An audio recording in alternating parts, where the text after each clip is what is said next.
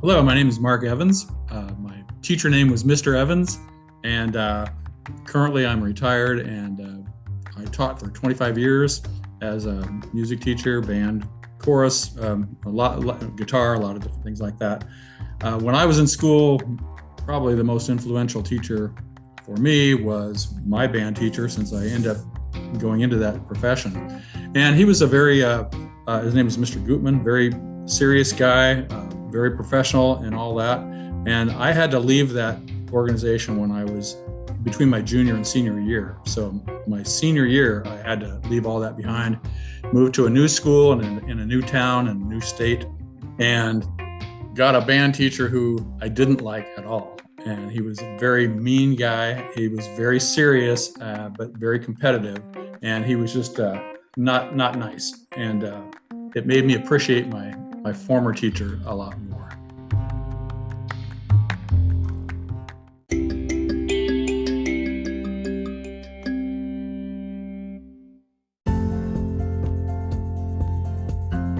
Hello, teachers from around the world, and welcome to the legendary Educator podcast, where we discuss everything related to education. I'm your host, Mr. Rames. If you're a first-time listener, I'd like to welcome you, and I hope you check out past episodes and stick around for future episodes, because we have a lot of important topics we'll be discussing in the coming weeks. If you're a returning listener, well then you're a champ. I truly appreciate it, and so will your students. If you noticed, at the beginning of each episode, I have my guests talk about their favorite teacher when they were students. Well, today, I'm very lucky to be interviewing one of my favorite teachers when I was a student. Exciting, right? It's not every day you get to talk to your heroes, but I'll be talking with mine today. This week, my very special guest is Mr. Mark Evans, my former music teacher. We'll be discussing his experience teaching music education throughout the years, and why learning music is so important for the development of young minds. I'm completely beside myself to be talking with this legendary educator. Mr. Evans, welcome.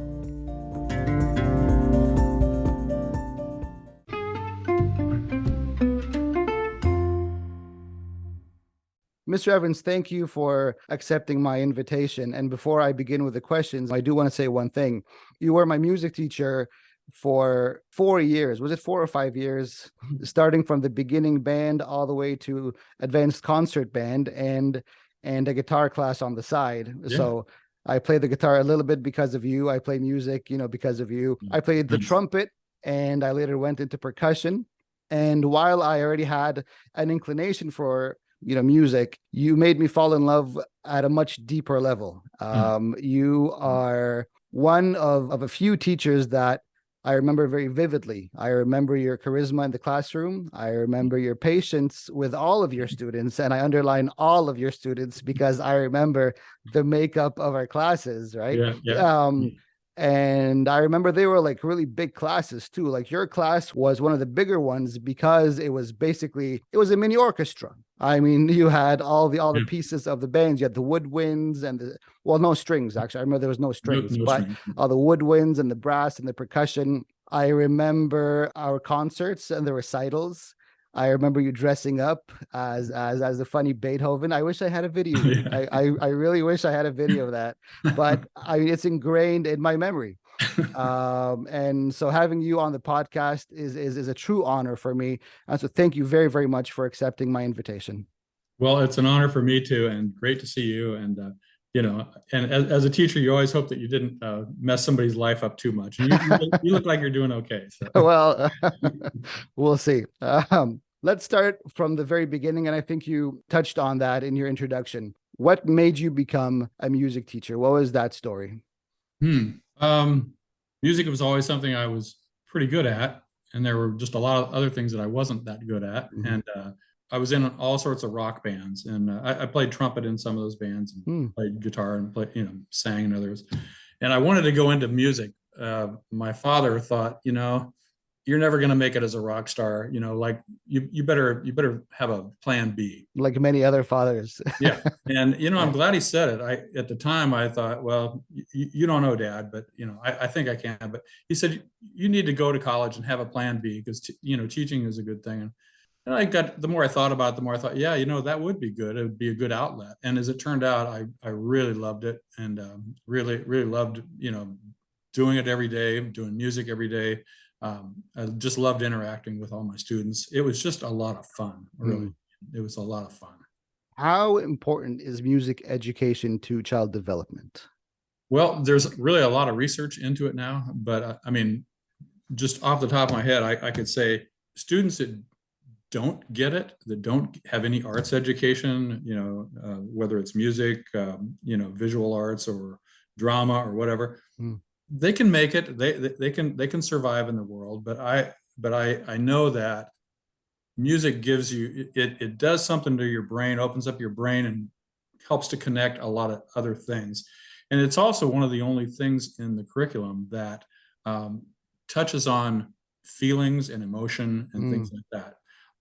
I think the world would be pretty emotionless if there weren't the arts in the schools.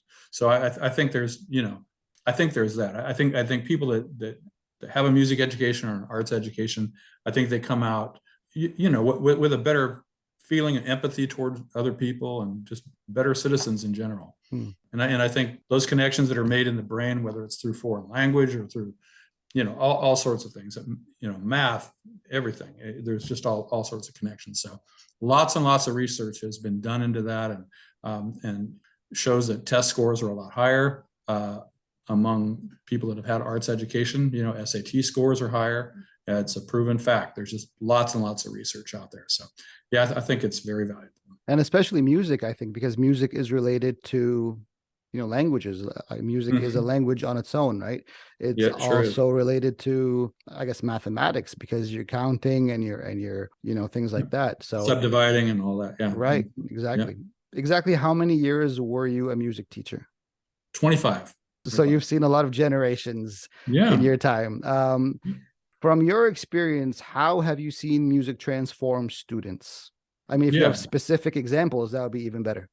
Yeah. I've got a couple of examples I could tell you. I know that there were some students, and their parents told me, and I found out other ways, that if it hadn't been for the music program, they probably would have dropped out of school. Hmm. And one student, especially that I remember, uh, had been in trouble with the law. Had been arrested. He was really down and out, doing a lot of drugs, and just basically giving up with school. And he got into the band program. He was a bass player, and we put him in there, and he just really flourished in there. And the guy turned out to be a good student, stayed in school, good student, went on to college. Now he is an excellent drama teacher. Wow. And so Hmm. he took it and ran with it. Hmm. I know another girl who, and this was in Cairo too. Hmm. I found out that she was suicidal, Hmm. and really close to doing that. I would have never known it because she never seemed that way to me. Hmm.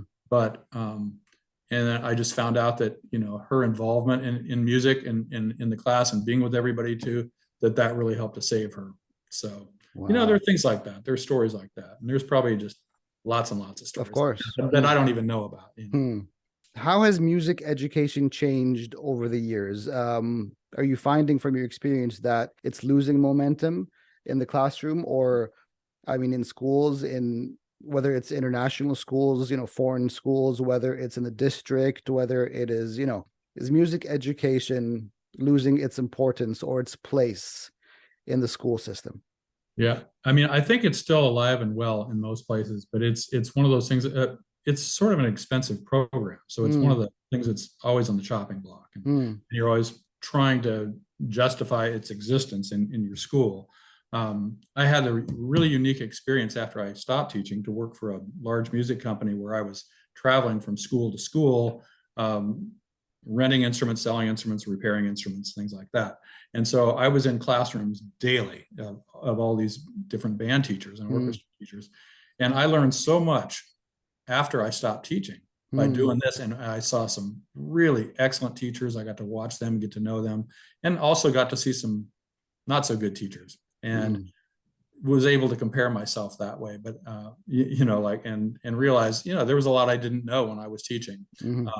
But what I saw, at least here where I'm at in North Carolina, it's alive and well, and there, there's a big emphasis on marching band and concert band contests and things like that. It's very competitive, but it's funded well in the schools and for most schools. So Okay. I think it's alive and well. I think there's good news there, but I think it's kind of always a struggle in schools to keep it there. You and I are musicians, and so obviously we understand the passion for playing music, listening to music, creating music. Yeah. What about the administration or the parents or the other teachers who say, let's focus on the math and the English and the history and the sciences, and sort of, ignore music for if you have extra time, okay, do your music, do your little daddle, but let's focus on the core because of your SATs and your standardized tests and the state Right. this and the provincial this, right? What would you say to, especially people who are in a position of a decision maker? Right. Again, whether it's a parent, choosing, helping a student choose their courses, whether it's it's another teacher letting the student out of their class because of a recital practice or whatever, whether it is a school administration who says, let's not fund this, let's fund, more science equipment or smart boards or whatever. And if there is extra time, if there's extra resources, if there's extra money, we'll sort of look into the music program. What would you say to those people? Right. Yeah, those are really good questions. And like I was saying before, a lot of times music is pushed back into the corner, and now it's all about the test. It's all about standardized tests and testing and teaching to the test, and a lot of time is taken out for that. And I think that's probably the biggest threat to music education right now, is that it's just so much about the test and not realizing the importance of the music education as a whole, as a basic part of education. It should be a core subject, in my opinion. Probably your opinion too. Absolutely. Since we're both musicians. It should be a core subject, and at least maybe not music, but some form of the arts. Maybe somebody's a better artist or drama, whatever. But to have that as a part of the core of the curriculum, I think is really, really important.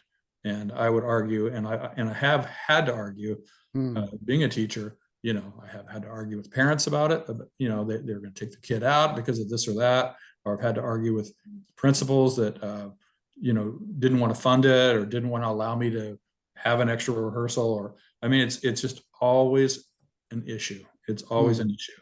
But I think teachers like me have to fight for it. You have to fight for it if you really believe in it. And so that's what I did. I felt like that was important to do. Fight for it.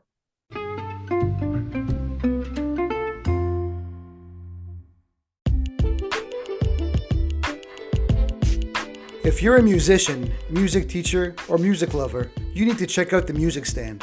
The Music Stand offers an intriguing, fun, and unique collection of music and art-themed products to wear, decorate your home, enhance your music playing or listening, or give as cool gifts to all kinds of music lovers. They carry a broad range of apparel, t-shirts, accessories, equipment for musicians, instruments, posters, decorative home and garden accessories, jewelry, and instructional materials. They even have an entire section for classroom decoration and music teaching. Please use the affiliate link in the podcast notes or by going to legendaryeducator.com/resources to support the channel. The Music Stand, always in tune.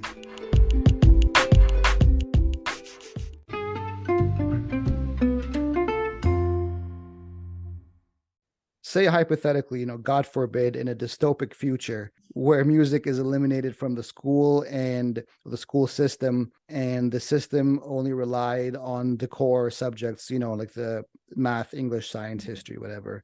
What are the consequences of that on students, on society at large?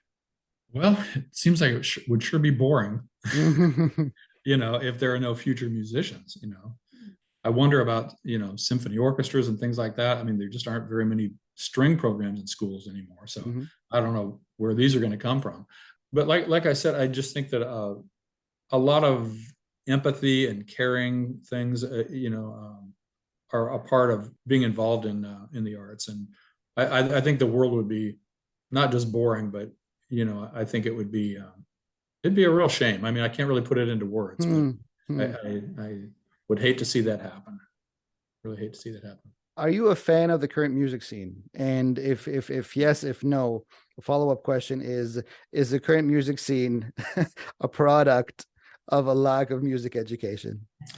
Oh, that's a good question. You know, now of course, when I was a kid, my parents didn't like my music.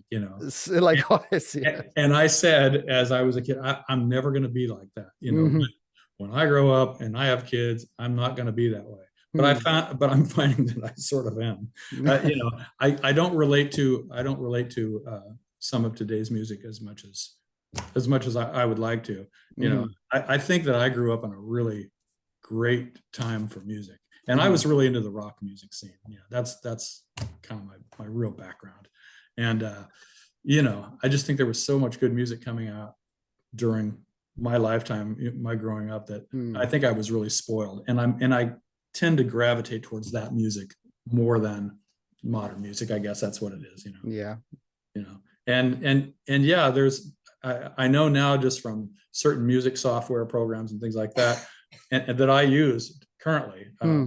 You can put songs together just by all these little A samples of click of a things. mouse. Exactly. There's a Yeah. program called Band Lab, which is really interesting. I don't Hmm. know if you've heard of that, but you can just take snippets of different people play a little guitar riff or a little drum riff, and you can just put a whole song together, and and a good song together. Hmm. And but it requires no real musical talent other than Exactly. just kind of figuring out how a song should go. But Hmm. it's yeah, so I think it's pretty easy to throw music together without really knowing too much. I think that's yeah, true musicians are kind of far and few between. I A think. dying breed, right? Yeah, it seems like it. It seems like Yeah. it. But I may be a little naive about it because I don't follow it that closely. Hmm. If you were face to face with a new teacher, right? Somebody who's going into the classroom for the first time, next semester, what would your advice be? Hmm. Well, actually, that's happened to me a lot with this job that I had. I did Hmm. it for 15 years, and I was pretty much a mentor teacher for a lot of young teachers, just going in and they were overwhelmed. First of all, just like there was just so much, and what about this? What about that? My advice was to just like you know sort of know your limitations, know your strengths, Hmm. because you can't know it all. You can't know it all on the first day of school. You Hmm. know and so just go with your strengths, and you'll learn all those things that you need to along the way. But don't be too hard on yourself, and don't be too nervous around kids. Act like you know what you're doing. Hmm. Be natural. Try to be as natural as possible. I know there's a lot of teachers that go into teaching and they just want to be very strict, and Hmm. so the kids don't mess around. As a Hmm. band teacher, I'm in there with 60 kids with noisemakers. I Exactly. mean, So that's why I'm saying, like, most you classes have control 20 that or 30. I had 60 with with noisemakers. So you have to learn with the how to, horns and saxophones and and drummers. drumsticks. Exactly, exactly. So no, yeah, I So remember my, that my well. advice would just be, like relax, take it easy. You don't have to know it all on the first day. Mhm. Just, get into it. You'll learn as you go. There's a lot of people out there that can help you as you go. Try to get a lot of continuing education as you go too. Hmm. Talk to other teachers that are in your field. And one of the best things I ever did was to travel around to other schools when I was a young teacher to just watch other people teach. And I Hmm. learned a lot from that. So if that opportunity exists, I'd say really try to watch teachers who have been at it for a while. See what they do. Hmm. Talk to What is the key to a successful classroom? them. Key to a successful classroom. I suppose that you could measure success in lots of ways. A lot of times, if there's test scores involved, you can kind of tell you've been successful by doing that. In a music classroom, to me, success was measured by how did it sound? How did the music sound? Hmm. What did the parents say? What did people who have been musicians all their life, who are parents, Hmm. what do they say? Oh, he did a really good job. Or if nobody says anything, then you probably go, well, maybe I didn't Hmm. do so good. But a successful classroom is one I think that the students come out of it with something, with a skill, with a good skill. they come out of it not being browbeaten. They come out of it with an appreciation for that field, and things like that. That's what I would say is a measure of success. Yeah. Okay. Is there anything else you want to add? I will say that during my time with you and in the school there, that I really had a great time. And I think as far as being a successful teacher, I hope teachers are doing it because they want to do it and not because they just want to get money. Mm. And luckily I really liked it. I like to have fun. I like to use a sense of humor, and hopefully that teachers can make their classrooms fun. Yes. I like to have fun. It just came natural that way. But I had a good time, and it was great to have you as a part of that too. I remember it well. We had fun. Yeah, we did. Yeah. Mr. Evans, thank you. Thank you for your time. Thank you for accepting my invitation. Oh, and very happy to. It is an honor. It's an honor because you are a legendary educator, sir. Yeah. Well, it's nice of you to say so. I just feel like a regular guy, but you fit the description. You are by definition a legendary educator. And I know this for a fact because it's not only me who remembers you. It is, every single person who was in my class, in my band class, right? Sometimes we put those, things on Facebook. Who was your favorite teacher, right? And your name always comes up. Up. And so thank you so much. This is an honor. Great to see you, and great to talk to you about this really important subject. And I wish you well with this whole program. So. I thank you, sir. Thank you so very much. All right. You take care.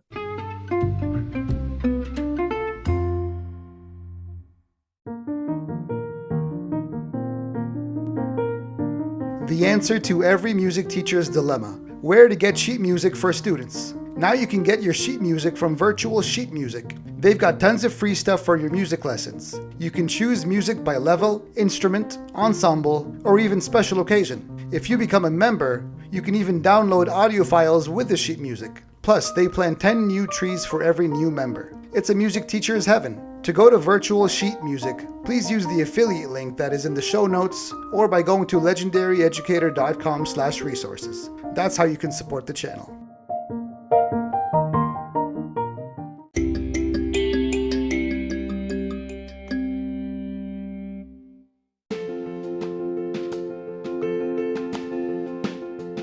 That was a great conversation.